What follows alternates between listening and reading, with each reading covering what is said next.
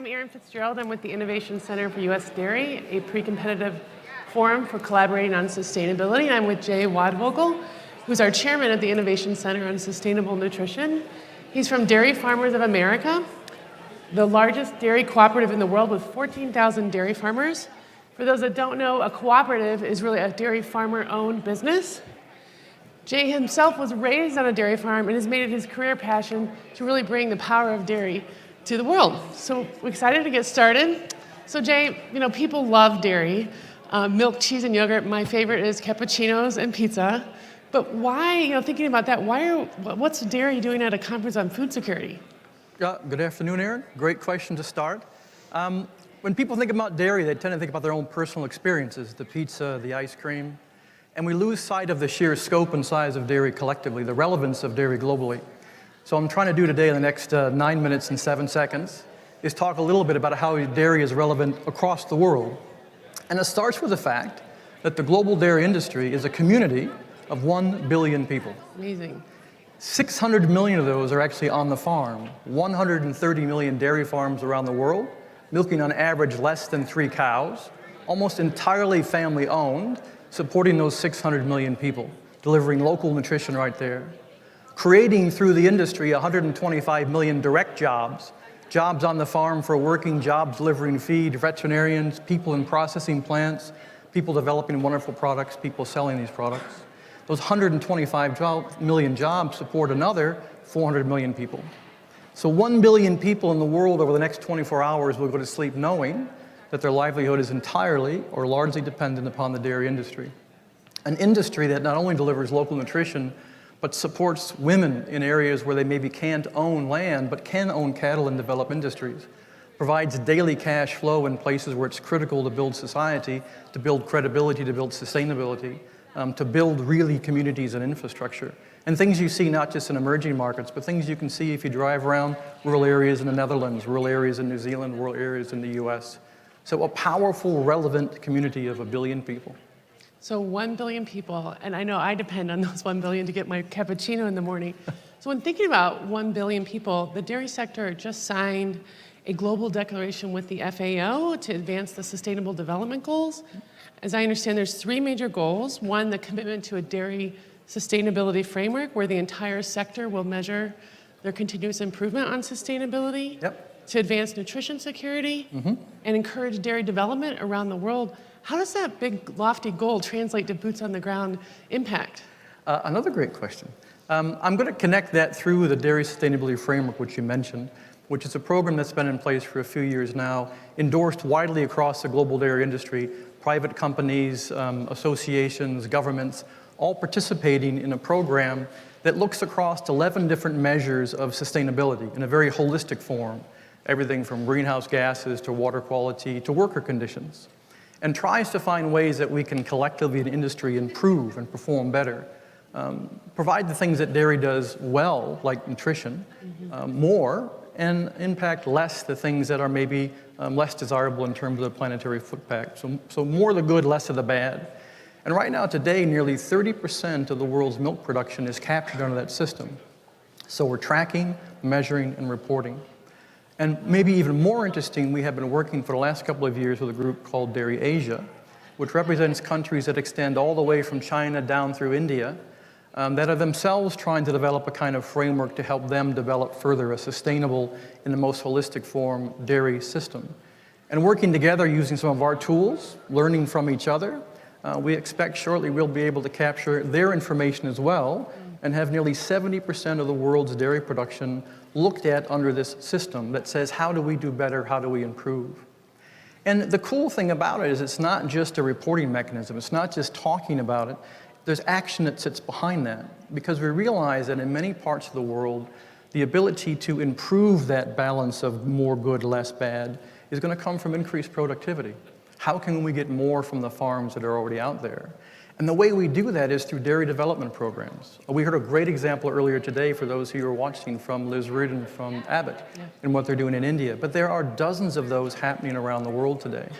Programs where dairy farmers from Europe, dairy farmers from New Zealand, dairy farmers from the US are going out into markets and talking to young people, future farmers, talking to them about the opportunities and how they can learn to farm.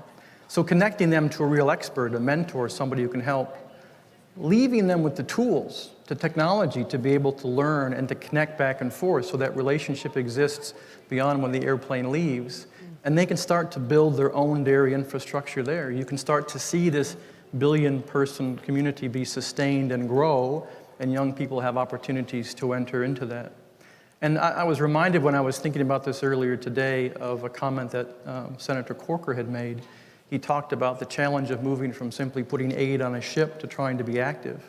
And this is a great example of where if you ship a child some dairy nutrition and you give him a glass of milk, you feed him for a day. But if you can actually teach him to be a dairy farmer, you nourish that child, you nourish his family, you nourish his community for a generation or generations.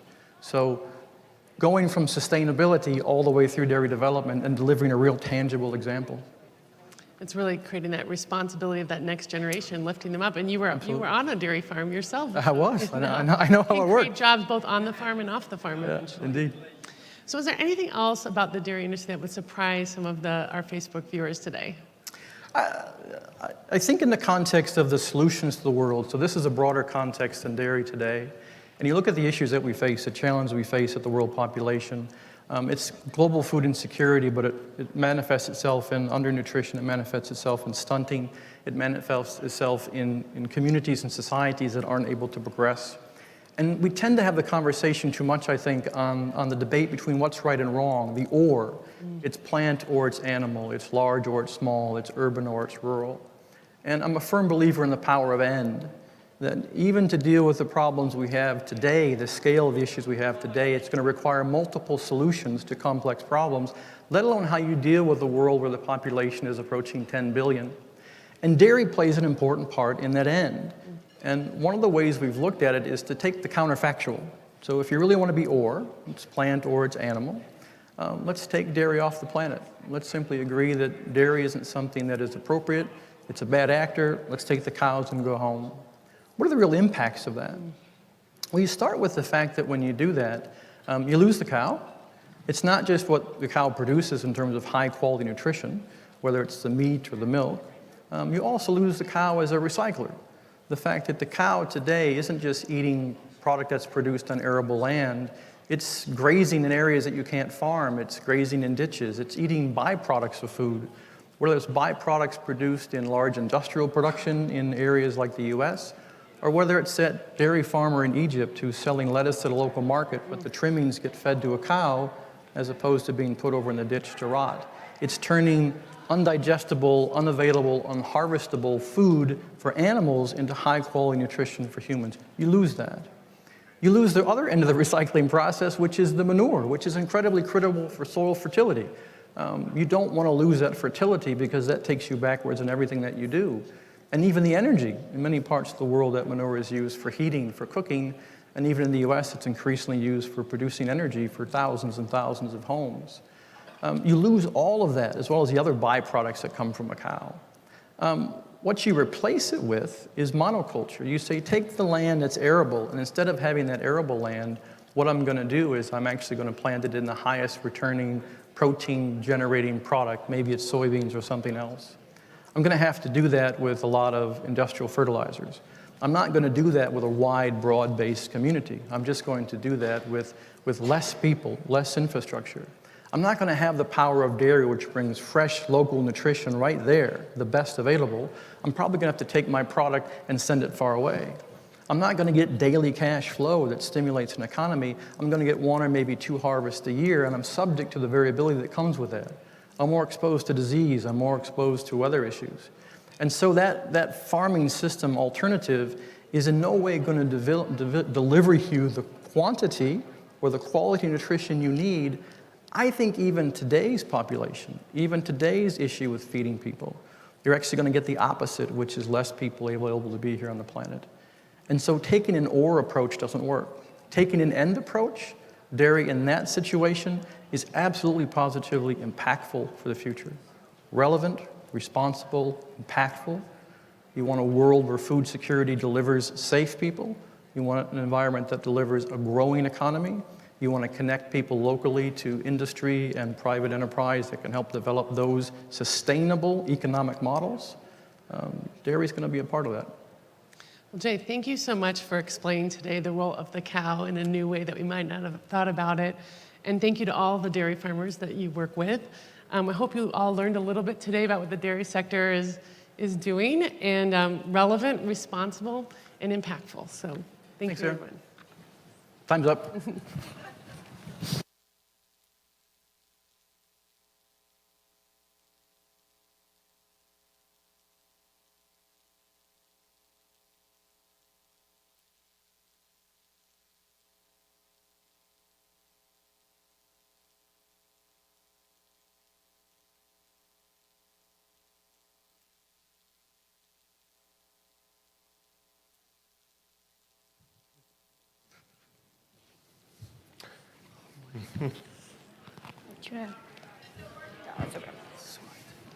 Good. Yep. Oh my gosh. Well, good afternoon, everyone. It's a real pleasure to be here. My name's Craig Robinson, and I'm very pleased to be able to introduce you to some of my next generation delegate members. We have Sarala, Ahmed, and Millicent with me joining here today. Sarala, I might hand straight over to you first. I'm interested in your views. We heard a lot today about youth and women, and you've been doing some amazing work in India. I'm interested in your view on what is the role of youth and gender in emerging economies. Thank you, Craig. Well, that's a very interesting question, because when I think about that question, the first thing that I think of is how in India, almost 60 to 70, if not 80%, of agricultural output is actually comes from women. But in fact, the reality is a lot of that is not accounted for. So when I think of that question, I think of what neutrality means. When you talk about gender neutrality, what you're really saying is you're having a sort of inherent bias towards men.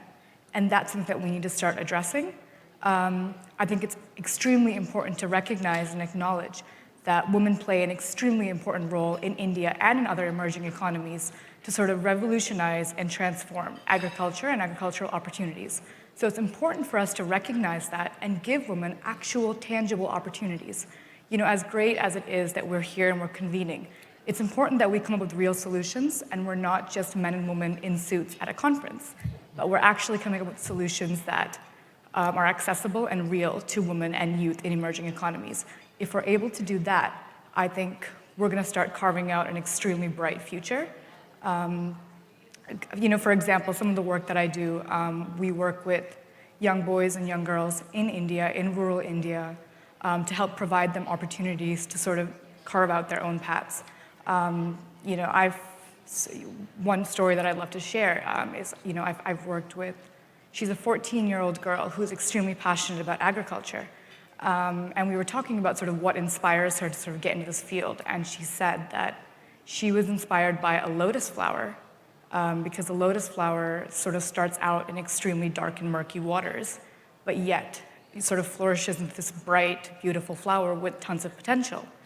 So I think that's where we need to start, is recognizing that young people in emerging economies have potential, and to sort of reach that potential, we need to give them real and tangible opportunities. No, absolutely, and thanks so much for that overview. It's a fantastic amount of work that you've been doing in that space. Ahmed, I might swing back over to you. We've heard about South Asia, in particular India, but you're very passionate and committed to the cause of the Middle East. Why don't you tell me a little bit about the food security situation in that part of the world? First of all, thank you for your question. And really just I want to say I am honored to be here today in Washington to participate in the Global Food Security Symposium 2018. I mean, the situation really in the Middle East, really it is very complicated, and there are a lot of problems, especially in Iraq, Syria, and Yemen. But because I'm from Baghdad, Iraq, so I'm gonna focus in just in my country right now, because really we don't have enough time. We have, Iraq has suffered for more than 3 decades, really problem with the wars, instability, and also for another reasons, because as you know, there are several factors that can be affected in the food securities in the world. And one of them really it is the economy and as well the bad governance. But really here, I think this is really good opportunity to us to help our people in in my country. But I'm gonna do my best to help them, but really it is still complicated. And really, I heard from some people, we can help the people by give them the seed, because really right now it is the big problem in the world, especially for the agriculture. Really they don't have enough seed, but we can provide some farmers seeds and encourage them how you can use it better than nothing. So this is really, I think it is a good idea they are gonna be in the future. And the same situation and the same problem, it is still in Syria and Yemen. Yeah, absolutely. And Millicent, last but not least, I'm going to swing over to you. I'm interested in your views. We heard a lot about entrepreneurship today, and you've been doing some great work in the African context. What can you tell me about entrepreneurship in Africa? Okay, like as it's already been mentioned in the earlier conversations and in the earlier sections, entrepreneurship in Africa is really rising, is on the increase. And as Linda talked about in Kenya, that you can easily start a business. That is not really a problem because people just decide that they want to sell bananas, they want to sell shoes, and they just bring it on the street. So it's easy to start a business, but I would say I'll talk about Ghana, which is almost the same situation, but building a sustainable business is what we should look at more in Africa, and that's what I think is lacking, because people do start businesses, people do see ideas and what other people are doing, and they just jump into it because they just want, or they see the little profits that people are making from it. But to build a sustainable industry, a sustainable business, even if it's a small-scale business, you need a team. You need people, and that's what I think this conference they've emphasized on. We need people in the engineering field, we need marketing, and we need a team, and we need the youth to now look at things in that perspective and come together to build a sustainable business, just not building or starting any business. If I could just follow up with a quick question there. One of the, and this came up in the themes of the discussion today, and it might be a question relevant to all of us, is I think we need to be accepting of failing, especially when small businesses are starting to develop and trying to get up on their feet. Because this is where you really see the businesses learn from that experience and go after it again. In your work in Africa, have you seen businesses, innovate after failure, and how can we actually accept that risk into our thinking?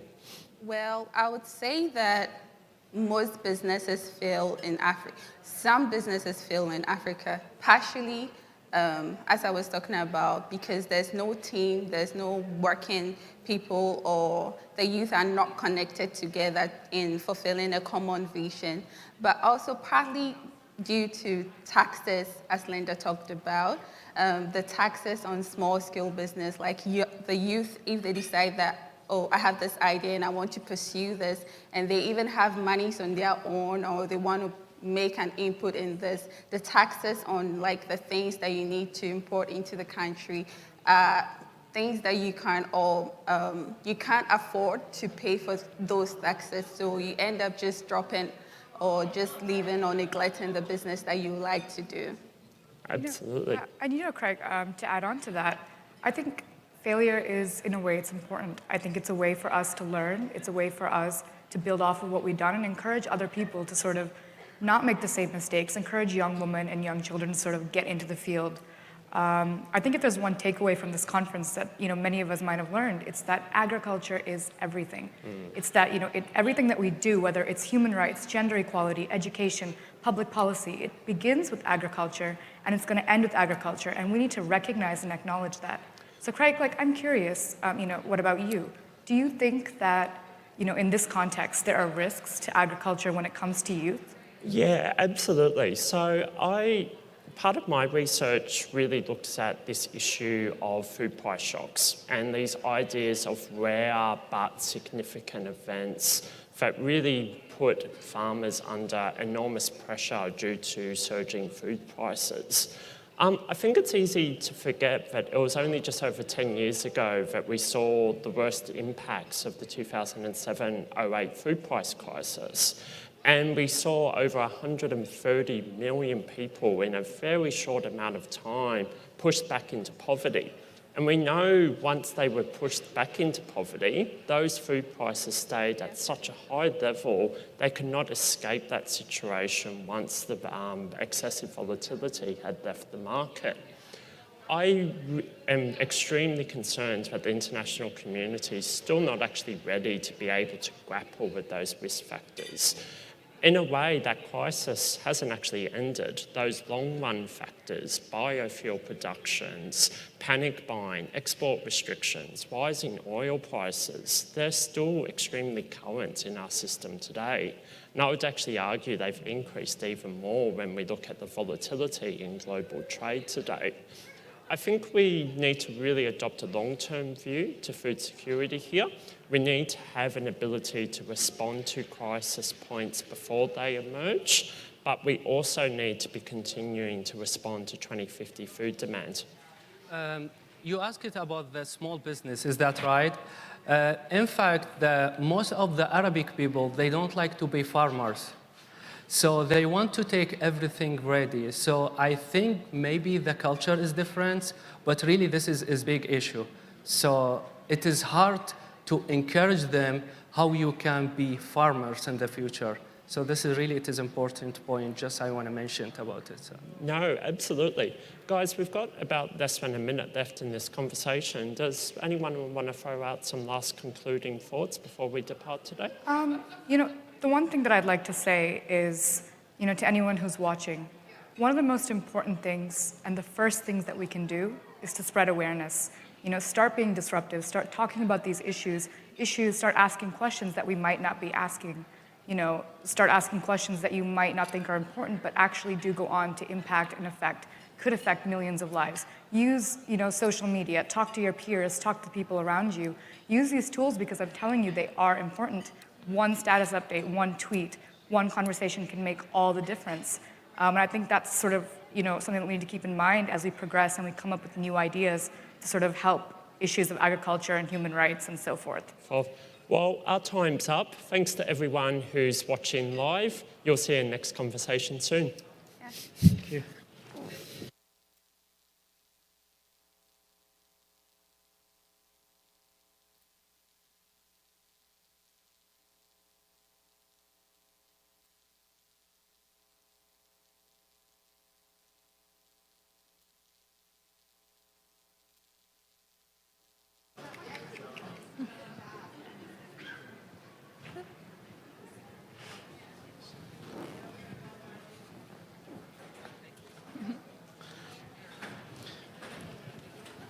Whoa. Well, hello. Hello there. Good afternoon. My name is John Ellenberger. I work with the International Development Team at Land O'Lakes.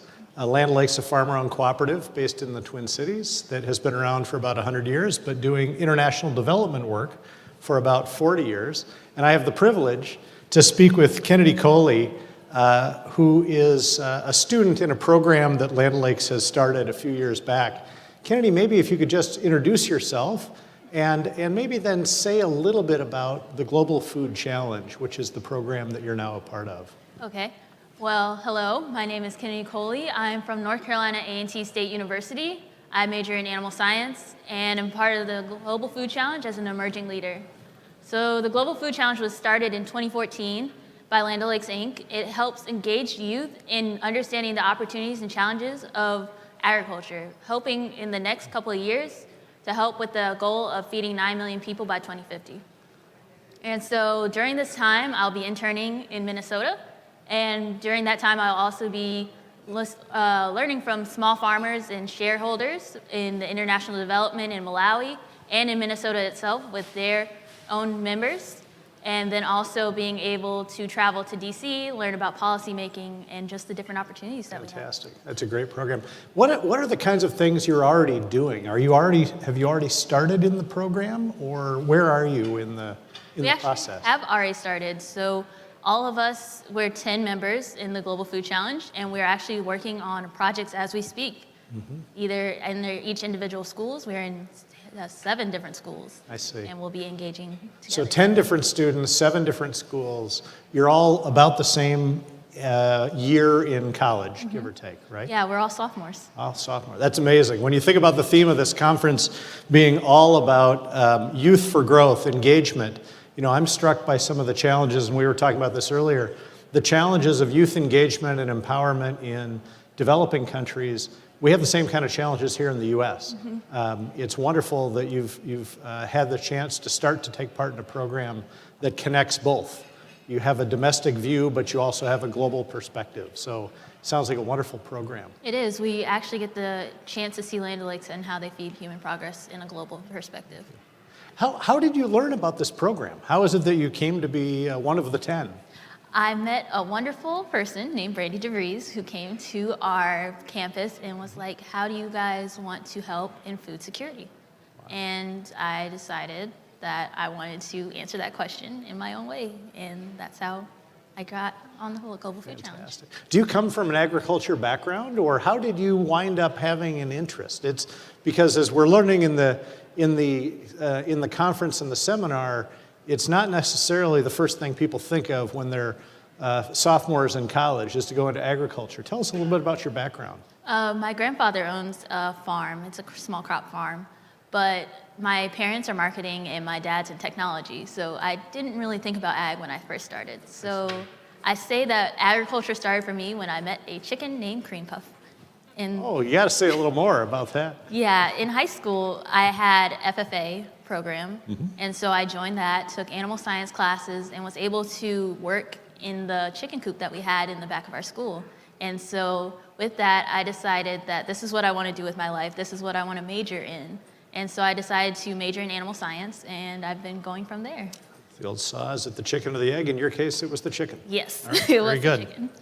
Couldn't resist that one. You're going to be traveling to Africa as part of your internship. Have you traveled to Africa before? I have not. You have not. Have you got some thoughts about what to expect when you go out and you start to see some of the farms and the agriculture businesses? Broadly, agriculture in Africa, like it is here, is a very broad business and industry, but sometimes it starts very, very small. Tell us about what your expectations are from where you sit today. I do think I'll see a lot of plant-based agriculture, which is also pretty cool. But I also do expect to see some dairy farms, some animal agriculture as well. I think they do have a diverse agricultural system that they can have, even if it's corn or tobacco or just different crops that they can have. I think it'll be interesting. Fantastic. I think you're in for really quite a mind-expanding opportunity when you start to see how other people live and thrive. You'll see very small-scale operations all the way up to efforts where people are trying to create electronic trading communities for some of the horticulture products that are being produced. It really is a wonderful swath of experience that I think you'll get to see.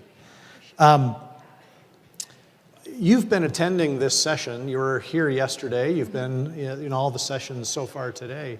What are some of the things that are striking you? What are some of the lessons you're learning or thoughts you've got as you sit through some of these wonderful panels? I actually think it's 3 things. So the biggest one I think is belief. So based on even yesterday's sessions, that belief, you have to believe in the people first and believe in the opportunity that they will take and grow, and then you have to then listen to them.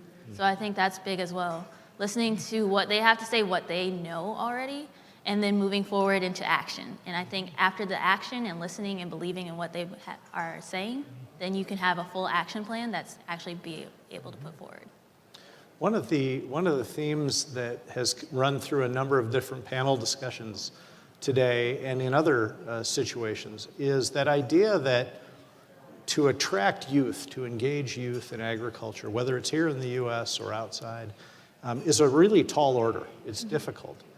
How have your friends and acquaintances reacted to your chicken story and then your connection to the Global Food Challenge and just your interest in general? Do your friends share that, or are you kind of unique in how you view it? How do you react to them when they ask you?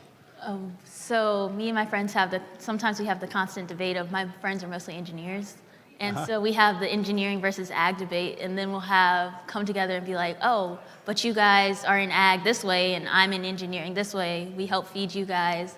You guys also contribute to we get tools from you guys developing ideas and innovations of what we can do in ag to help develop it into creating greater goods, services, or products. The theme of the confluence between agriculture and technology runs throughout a lot of these panels, as you've heard. None more than I thought Caleb from MIT, the kind of rushed presentation that he gave, but when you looked at his information and listened to what he was saying, it makes the point you're making, which is the world of agriculture in the future is the world of technology and vice versa. And the challenge of feeding 10 billion people before too long really is going to require that we get better at merging those two in a way that makes sense. The power of and, as was said earlier. How do you go about encouraging your friends to think about agriculture? Some of your engineering friends, some of the people that you know, how do you try to sway them to share your interest in ag? So I have to take animal science classes as part of my major, and so I will get a group of animal science friends together, and we will study with our engineering friends, and they'll be like, oh, I didn't even know that that's how agriculture works, or I don't know how this feed works in animals, or how it can be absorbed, and then they learn something new, and we're actually teaching them while we're learning as well. It's a study and teach method. And you can draw from them as well as teach them about what your interests are. That's Exactly. fantastic. The last question I have for you, Kinnidy, I really appreciate your discussion, is as you have learned more and more about, you've explored your interest in agriculture, you're thinking long-term, I'm sure, about what you want to do once you get out of college, you're taking part in the Global Food Challenge, as we've talked about this summer, and you've sat at this conference here for a couple of days listening to world-class global perspectives. Do you leave all of that more confident, more energized, or are you more concerned than you were about the ability of all of us to meet the challenges of feeding 10 billion people by mid-century? I'm confident that we can do it. I think as long as we continue to listen and engage and be active in wanting to reach that goal of being able to reach that goal of feeding 10 million people by 9 million people by 2050, that it is a possibility that we can do as long as we continue to listen to one another and then plan action and then put into action those goals and just be able to work together. I think is a good part. Fantastic. Doing that, coming to conferences like this, being able to hear everything. Well, Kinnidy, I will just say from my perspective, as someone who's been around agribusiness for 30 years, I find it really exciting that someone with your skills and interest is choosing a path in ag. I'm wonderful and thankful that you've joined the Land O'Lakes Global Food Challenge program. I wish you all the best in the internship to come. I think you'll have a great experience and we'll all be better for it. Thank you. Thank you.